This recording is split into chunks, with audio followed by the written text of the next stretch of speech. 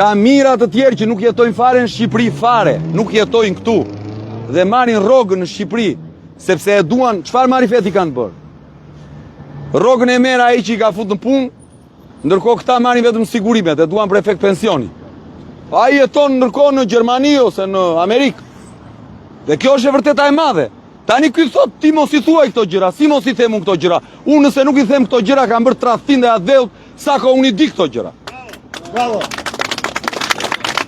Të dish që ka njerëz që jetojnë në New York dhe e marrin rrogën në Ujësiells në Shqipëri dhe të mos e thuash, kjo është tradhtim dhe adhëut. Të dish që ka njerëz që punojnë në ushtri zonë.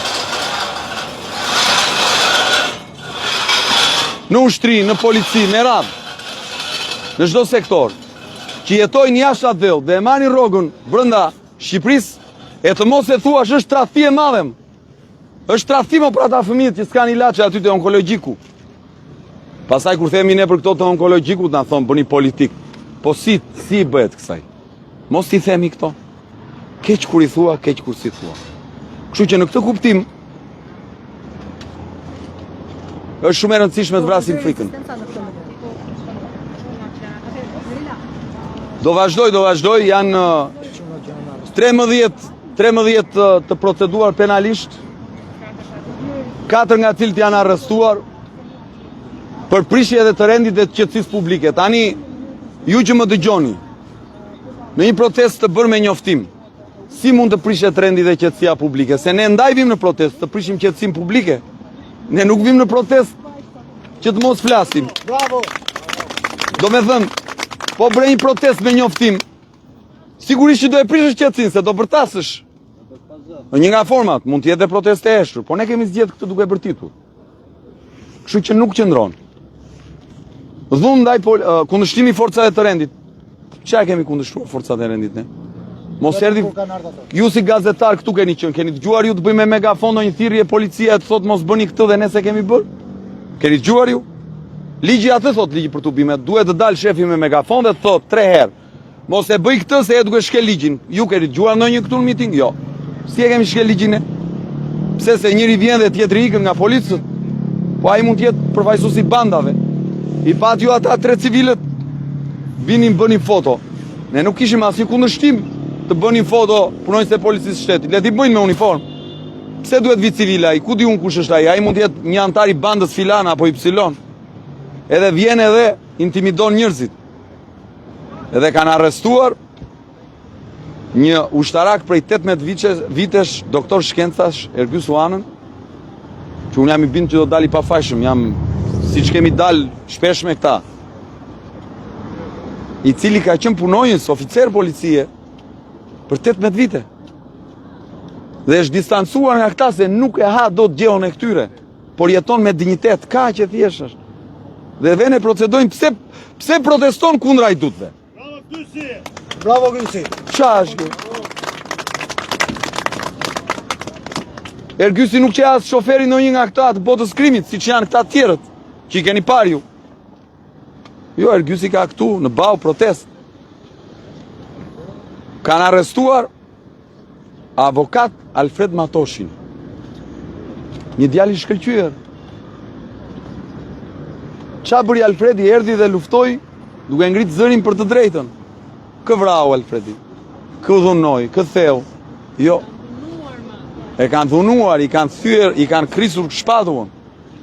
Erdhën dhe dhunuan nga diaspora, djalin e jashtëzakonshëm Eligert Hima, një bashkëpunëtor me drejtësinë italiane në kuptimin e investigues atje. Qytetar dhe me shtetësi italiane. E morën atje, e dhunuan, ka një puak në qafa, i ka bërë një ndërhyrje, pyeti njëri fare, ore nase më vrave. Ndërkohë që nuk vërtetohet këtu të jetë bërë një gjë. Kanë arrestuar dhe Edison Haklaj, avokat. Ja, kjo ka qenë qeta e njerëzve të rrezikshme, 2 nga cilët, 3 më fal njerëz të ligjit, të 4, se dhe Ergysi ishte avokat, 4 avokat kanë arrestuar dje. Bravo çunave. Bravo çunave. 4 avokat. Pse? Se thonë mos na vidh. Se thonë duam drejtësi, se thonë duhen zgjedhje normale. Dhe kjo është çështja. Dhe qytetarët që më dëgjojnë duhet të kenë parasysh S'është hauja drea këtikut ky. Po ata që janë nga thethi, ku shkuan në theth këta dhe u aprishën shtëpit në atë mënyrë barbare dhe e ndjen mikuriz, duhet të reagojnë? Unë them po.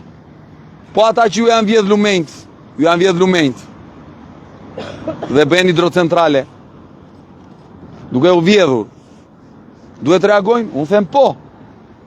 Po ata që janë fermer, edhe ju janë përmbytur të mbjellat, u janë tharë serat nga i ftoti, apo u janë djegur nga i ngroti, nga vapa, nga zjarret, duhet të reagojnë dhe s'kan marrë si të shpërblim, duhet të reagojnë. Por këtë po luftoju. Pastaj ka ndërmend këta të më bëjnë kallëzime, po na një çdo ditë more.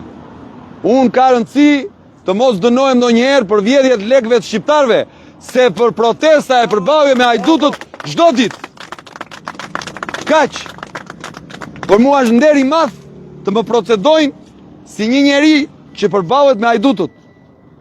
Tani unë ja kam fajin Edi Ramës që i dhanë shqiptarët 30 vjet pushtet dhe përfundoi që blejnë 10 milion euro çokolata te Akshi, ja më thoni ju mua. Unë ja kam fajin. Unë ja kam fajin Belinda Baukut që 53 milion euro i çon drejtim pa ditur, ndërkohë që te tuneli atje mungon ekuri dhe rrezikohet jeta e këtyre që na dëgjojnë.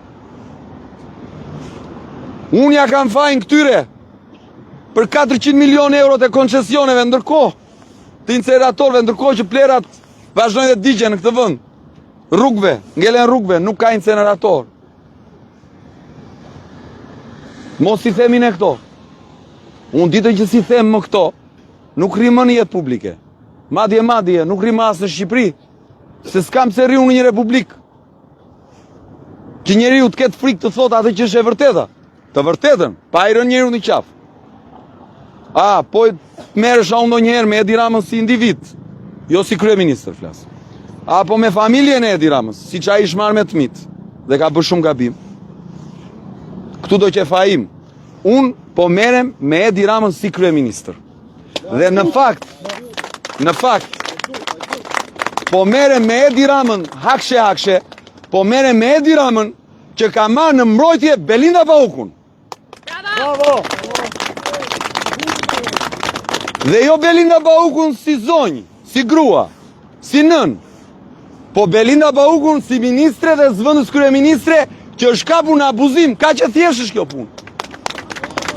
Se me Belindën si njeri unë s'kam asnjë problem. Problemin unë e kam me funksionarin e shtetit. Kjo është. Ju falenderoj shumë për kohën. Këtu do rri. Është e sigurt që do më procedojnë, nuk ka problem. Se si 3 herë, si 10 herë, nuk do më mbaj 20 vjetë në burg për këshu, për protestë palishme. Do me thënë, këtu do rri. Bazën materiale na e kanë vjedhur, edhe janë vjedh goxha gjëra, janë vjedh dhe çantat e vajzave, që kanë dhe gjëra personale, turpe faqezes. Më është vjedh dhe mikrofoni Osman, mikrofoni live-it, që për mua është shumë i rëndësishëm se është si të heq ty kamerën dhe mikrofonin. Ja, unë s'bëj dot live sot, s'ka mikrofon, ma vodhën.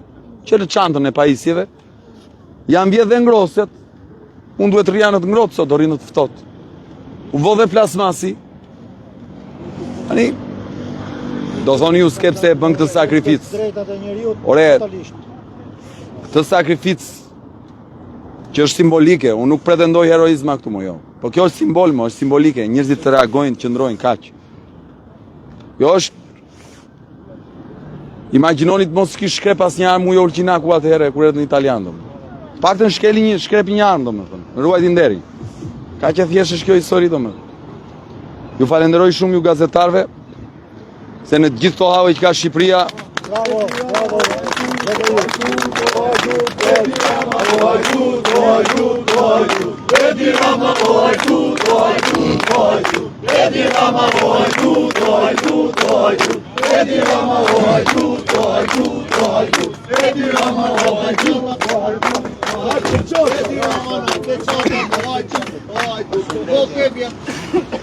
A benin që nga pasi të kalojnë se do thoni penguan.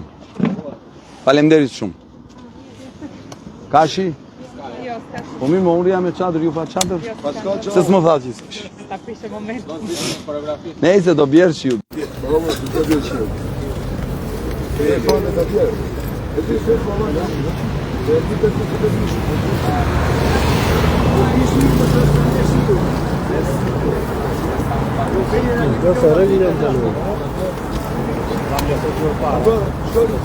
Të thash, në nëmë.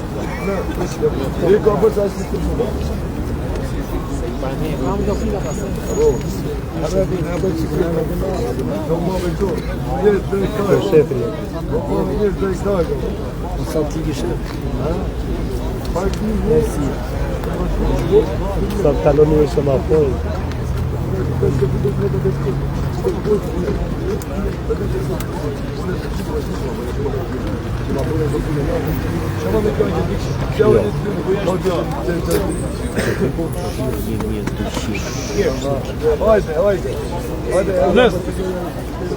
Tem amigo minha.